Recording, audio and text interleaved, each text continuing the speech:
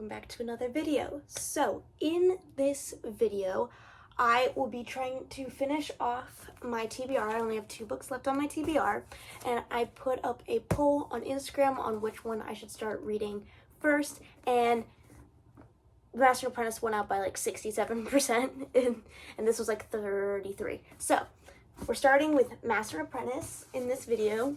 Let's put float back there. And basically this video is also going to be a challenge where I'm going to have a random number generate, pick how many chapters I read. So the minimum is 5 chapters and the max is 20 chapters. So I could get anywhere between 5 chapters to 20 chapters, which is a lot. And then we're reading this, and I'm actually really excited. I don't even know how many chapters are in this book. Let me check that actually really quick. I don't know if there's a table of contents in this. There is not, so we're going to flip all the way to the... That's a different book. Okay, come on. There are 38 chapters in this book. So if I get 20 right off the bat, I'd pretty much be done with this book. Also, do you like the shape of this book? It's really unique. It kind of like, it's like smaller. Because, okay, comparison, let's actually use float as a comparison. This is a normal book.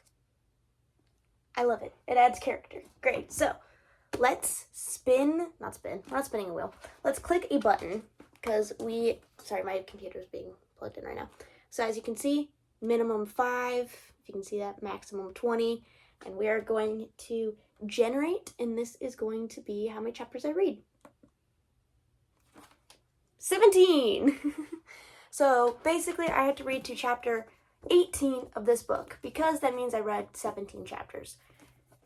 Lovely. Okay, I don't even know how far in this book that is, but oh, it's actually, how many pages is this book? Hold up.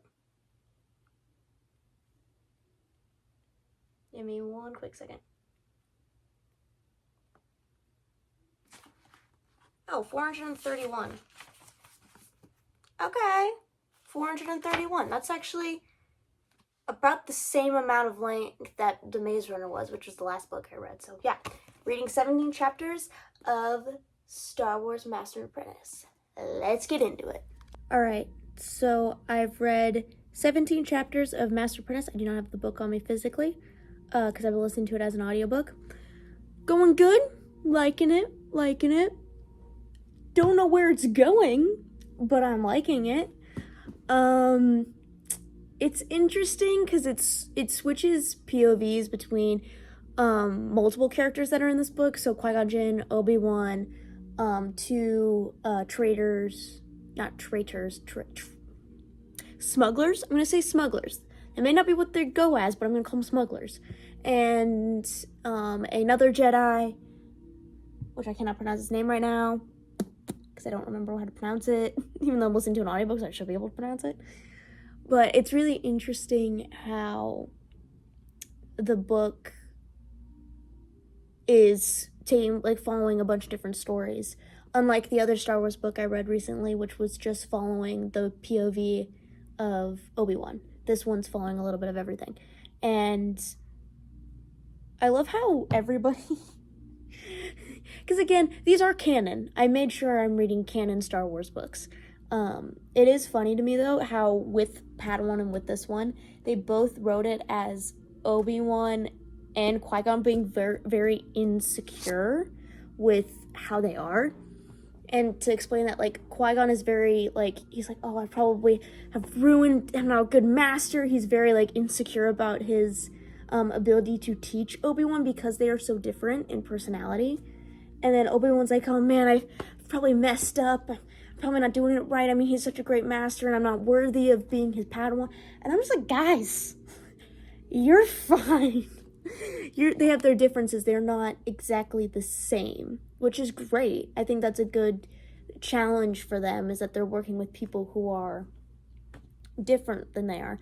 But it's so funny because when I get to their parts, I'm just like, bruh, you're fine. You're fine. But yeah, I'm about 40% of the way through the book. I'm sure it'll say wherever I put the book up on the screen. But yeah, it's good. I'm starting to realize how much I love Star Wars books that are borderline fantasy, but technically are sci-fi. They're borderline fantasy. They get really close to fantasy. So, yeah. I will update you guys again. So you'll see a clip after this that, so I clicked the random number generator and I got 10. So I'll be reading 10 more chapters and then I'll update you again with those when I'm done reading those 10 chapters. See you in 10 chapters. Alright, so read 10 more chapters of Master Apprentice. Now I spinned the random number generator on my phone again because I'm at work, I don't have my computer. Inserting clip here, I got 20. There are only 19 more chapters in this book. So I will be finishing this book and then possibly be reading a chapter of Float. But I think I might just respin for Float. I also don't have that with me here. So, finishing this, I guess, is the plan. We're about 60% of the way through the book. It's going good. It's getting interesting. It's getting good. I am loving the dynamic between Obi-Wan and Kenobi. Oh, wait, that's the same person. Between Qui-Gon and Obi-Wan. There we go. I am really enjoying it. It's interesting to kind of see their dynamic because we only ever really see them interact in Phantom Menace. I feel like I said this in the last clip, but I'm going to repeat myself because I don't remember what I said in the last clip. But it is cool to read more, especially about Kenobi, because we don't... Qui-Gon. That's what I'm trying to say, Qui-Gon. Because we only get a movie with him, and now, like, we're getting a little bit more of his backstory with Dooku and with his upbringing on Coruscant and how he was trained to be a Jedi and his obsession. I'm going to use the word obsession because it kind of is. Obsession with prophecies, which makes sense as to why he was so adamant on training Anakin, because he fully believed that Anakin was the chosen one. Because he's obsessed with prophecies. So, yeah. I guess I will see you guys when I read the rest of this book. Alright, so I finished Master Apprentice. Gave it 3 stars. Good book. Enjoyed it. Now we're moving on to Float. And we're going to spin and see how many chapters I'm reading. 15. So there are 25 chapters in this book. I'm reading 15, so I only have 10 chapters left. Let's dive in.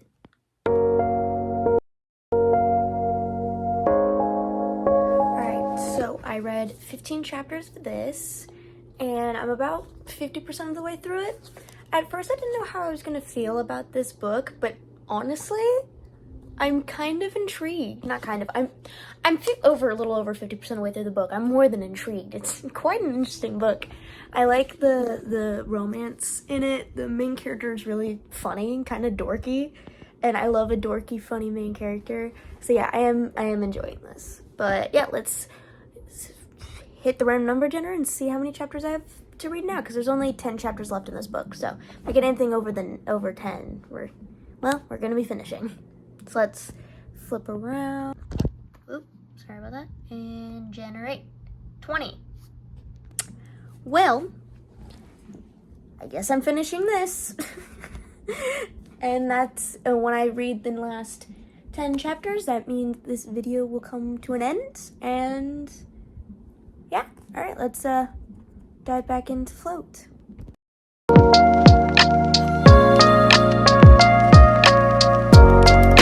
Finished. That means this video is finished. Finished. I gave this book 3 stars. It was good. I enjoyed it. When I got to 50% of the way through it, I was very wary of it. Not because I didn't think I was gonna like. Well, I didn't know if I was gonna like it or not. I was like, okay, we're gonna pick it up. We're gonna see if I like it. And I was like, I was 50-50 on it up until I got to like halfway through. Then I was like, okay, now I'm hooked. Now I like the story. Now I'm getting into it. And yeah, well, actually I give it 3.5 stars. But I liked it. I liked it a lot. for a summery romance in fall, I'm weird. I read summer books in fall. I definitely enjoyed it. Yeah, I think it was a cute book. I loved the romance. I loved the found family. I know if you've read this book, comment down below if you agree with me. This has a very strong found family trope in it. And yeah, it was really cute. I was giggling and kicking my feet near the end there. It was so cute. There was no miscommunication trope. I hate that trope. That is my least favorite romance trope. I hate miscommunication. It's super annoying because it may happen in real life, but sometimes it's very unrealistic. This didn't have that, and I was so happy about it. There was no miscommunication in this book. It's a very common romance trope to make conflict when there doesn't need to be conflict. I loved that was not in here. It was great. I really enjoyed this book. I love that there was no miscommunication because I just don't like miscommunication trope. I just don't. So, finish this, and actually that means my TBR has been finished for this month.